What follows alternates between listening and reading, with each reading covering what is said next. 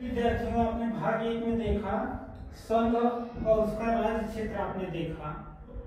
संघ में का क्या संघ क्या है, राज्य क्या है, संघ राज्य में कैसे संतुलन बनेगा, अभी उसके बारे में आपने देखा कैसे राज्य का निर्माण होगा, क्या होगा संघ से। अब जब संघ और राज्य का संबंध बन गया, अब देखिए इसी संघ और राज्य के बीच में जनता रहती है या नागरिक रहते हैं, उनके अधिकार कैसे, उनको कैसे रहने का अधिकार मिलता है, नागरिकता कैसे मिलती, कैसे लोग रहते हैं, उनका राइट कैसे मिलता है। देखिए कि रहने का राइट, ना कि मौलिक अधिकार की बात मैं कर रहा हूं, रहने का अधिकार किस बेस पर रह सकते हैं वो देखिए भाग 2 में दिया गया है।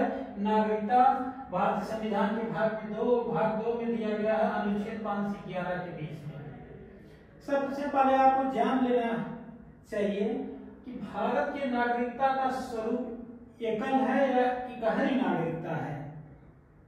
इकहरी नागरिकता का मतलब संघ और राज्य का एक ही नागरिकता प्रमाण पत्र होगा, उसी के बेस पर आप चाहे पूरे देश में भ्रमण करिए, चाहे जहां पर रहिए करिए, नागरिकता प्रमाण पत्र आपका यही बनेगा, ना कि राज्य का अलग होगा, देश का अलग होगा। इसलिए हमारे देश की नागरिकता एकल नागरिकता, जबकि यूएसए वगैरह की नागरिकता दोहरी नागरिकता, राज्य का अलग प्रमाण पत्र लेना पड़ता है और केंद्र का अलग लेना पड़ता है, संघ का अलग लेना पड़ता है। ये दोनों में यूएसए और भारत में यही नागरिकता में अंतर है। आइए देखते हैं कि नागरिकता का कैसे कैसे प्रावधान किया गया, क्या किया गया। अनुच्छेद जो 5 है, 5 से लेकर 11 के बीच में प्रावधान है। अनुच्छेद 5 क्या है, उसमें क्या प्रावधान है। अब यहाँ भ्रम होगा अनुच्छेद 11 अनुच्छेद 5 में। अनुच्छेद 5 में कहा गया नागरिकता प्रदान करने के नियम या अधिकार या नागरिकता कैसे मिलेगी। किसी नागरिक को, कोई नागरिक है तो उसको नागरिकता किस बेस पर मिलेगी, कैसे मिलेगी। अनुच्छेद 11 में कहा गया है कि सरकार, संसद कानून बनाकर कैसे किसी को नागरिकता देगी। एक यानी जो पहले से रह रहे हैं या उस समय से रह रहे हैं उनके बारे में प्रावधान है, एक जो आएंगे भविष्य में आएंगे उनके बारे में, या उनकी नागरिकता कैसे छीनी जाएगी उनके बारे में प्रावधान हो रहा है। एक प्रकार से समझिए संविधान के समय, संविधान की लगभग बाद की बात है। एक जो है इस समय तत्काल में किसी के साथ कैसे कोई कानून बनेगा, क्या नियम बनेगा, उसका प्रावधान अनुच्छेद 11 में है। और नागरिकता प्राप्त करने का जो नियम है वो अनुच्छेद 5 में। आइए चलते हैं अनुच्छेद 5 में, देखते हैं नागरिकता कैसे हम प्राप्त करते हैं या कैसे मिली है, हम लोगों को कैसे अर्जित की जाती है। इसके अर्जित करने का 5 तरीका है। ये 5 तरीके जो बताए गए हैं भारतीय नागरिकता अधिनियम 1955 के तहत बताए गए हैं। उसमें बताया गया कैसे आप नागरिक हैं माने जाएंगे भारत के।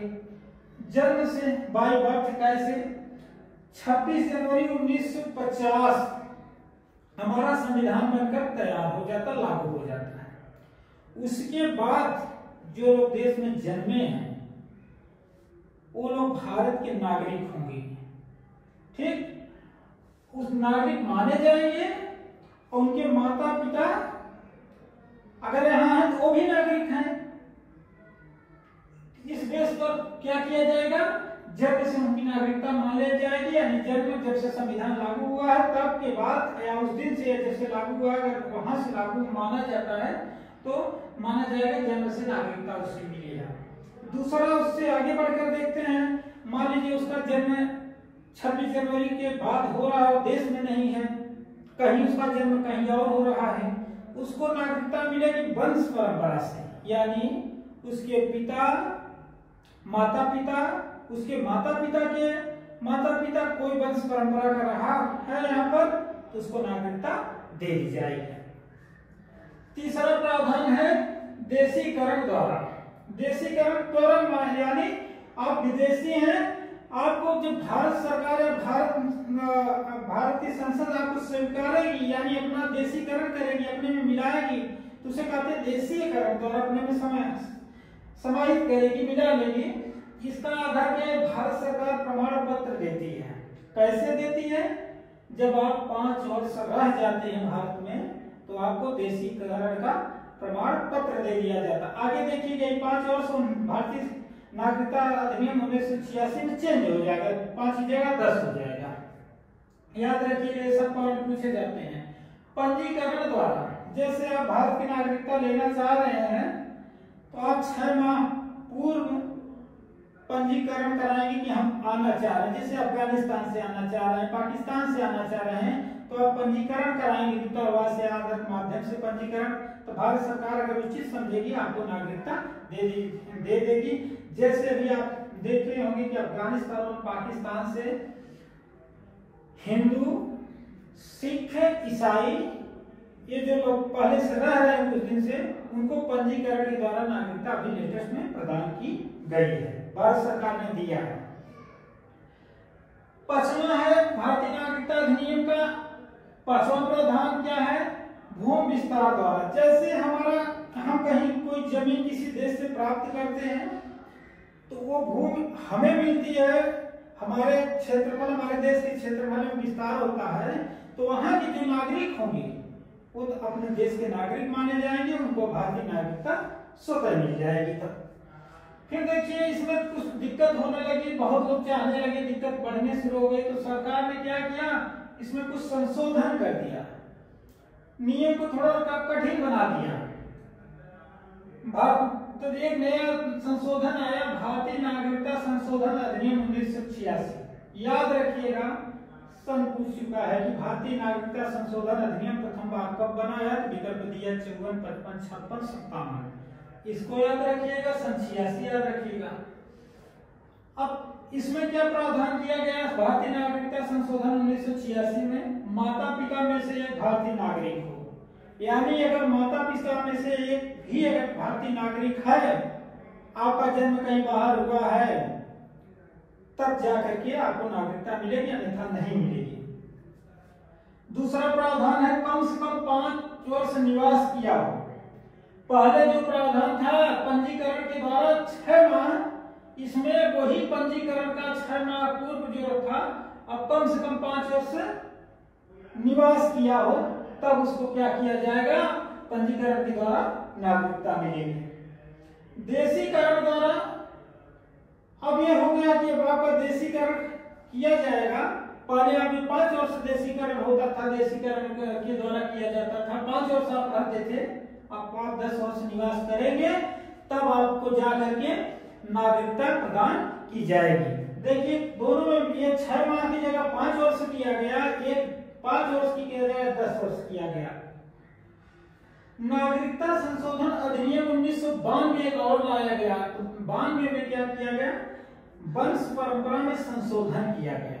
वंश परंपरा में इसलिए संशोधन कर दिया गया कि अब आपके माता पिता पितामह में से कोई अगर नागरिक है, अभी बना हुआ है, आप विदेश में रह रहे हैं, तभी उस बेस पर आपको नागरिकता मिलेगी, अन्यथा आपकी नागरिकता छीन ली जाएगी। ये है भारतीय संविधान के अनुच्छेद में इतने प्रावधान किए गए हैं। बस इसमें सबसे इम्पोर्टेंट है कि नागरिकता अधिनियम कब आया है, कब कब संशोधन हुई, इसको ध्यान देना है, किस बेस पर, यहाँ से क्वेश्चन बनते हैं। अब आइए चलते हैं अनुच्छेद 6 में, देखते हैं क्या है।